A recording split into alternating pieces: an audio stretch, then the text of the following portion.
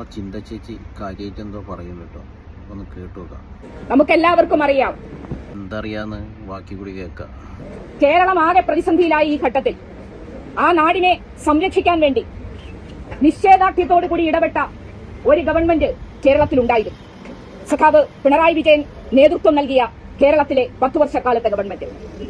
ആ ഗവൺമെന്റിന്റെ ഭരണത്തിനു ശേഷം പുതിയതായി അധികാരത്തിലെത്തിയ ശ്രീ വി ഡി സതീശൻ ഗവൺമെന്റ് അധികാരത്തിലെത്തിയ ഉടൻ അഭിമുഖീകരിച്ച ഈ പ്രകൃതിക്ഷോഭത്തെ, ഈ പ്രതിസന്ധി കാലത്ത് എങ്ങനെയാണ് ഈ നാടിനെ നയിച്ചത് എന്ന് നമ്മൾ കണ്ടതാണ്. കഴിഞ്ഞ 10 വർഷക്കാലത്തെ അനുഭവമുള്ള കേരളീയ ജനത വേദനയോടുകൂടി കണ്ണീരൊഴുക്കുകയാണ്. ഈ നാടിനൊരു നാഥനില്ലാതായിരിക്കുന്നു എന്ന് ഈ നാട്ടിലെ ജനങ്ങൾ പറയുകയാണ്. ഒരു ദുഃഖമുണ്ടാകുന്ന സമയത്ത്, ഒരു പ്രതിസന്ധി ഉണ്ടാകുന്ന സമയത്ത് അവിടെ എത്തി അവിടുത്തെ ജനങ്ങളെ ചേർത്ത് പിടിച്ച് അതിന് കഴിയുന്ന എല്ലാ തരത്തിലുമുള്ള വകുപ്പുകളെ ഏകോപിപ്പിച്ചുകൊണ്ടുള്ള പ്രവർത്തനങ്ങൾക്ക് നേതൃത്വം നൽകുന്ന ഒരു ഭരണ സംവിധാനമായിരുന്നു 10 വർഷക്കാലം കേരളം കണ്ടത്.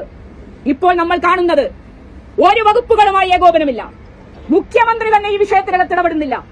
മാധ്യമപ്രവർത്തകർ ചോദിക്കുകയാണ് മരണത്തെ സംബന്ധിച്ച്, പ്രകൃതിക്ഷോഭത്തെ സംബന്ധിച്ച്. ഉടനെ അദ്ദേഹം മുഖ്യമന്ത്രി പറയുന്ന മറുപടിയാണ്, അതൊക്കെ എന്റെ ഓഫീസ് ബ്രീഫ് ചെയ്യും. ഇത്ര നിരുത്തരവാദപരമായി പ്രവർത്തിക്കുന്ന ഒരു ഗവൺമെന്റ് കേരളത്തിനകത്ത് ഇരിക്കുമ്പോൾ കേരളത്തിലെ ചെറുപ്പത്തിന് എങ്ങനെ വീടിനകത്ത് സ്വസ്ഥമായിരിക്കാൻ കഴിയും?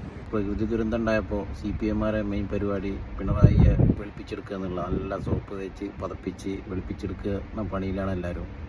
അല്ലാതെ ആരും ദുരന്തമുഖത്തൊന്നും ആരും കാണുന്നില്ല. സഖാക്കളാരും പിണറായിനെ വെളുപ്പിക്കുന്ന തിരക്കില്ല. ഭയങ്കര നന്നായതുകൊണ്ടാണല്ലോ ജനങ്ങൾ ഭരണം മാറ്റിയത്.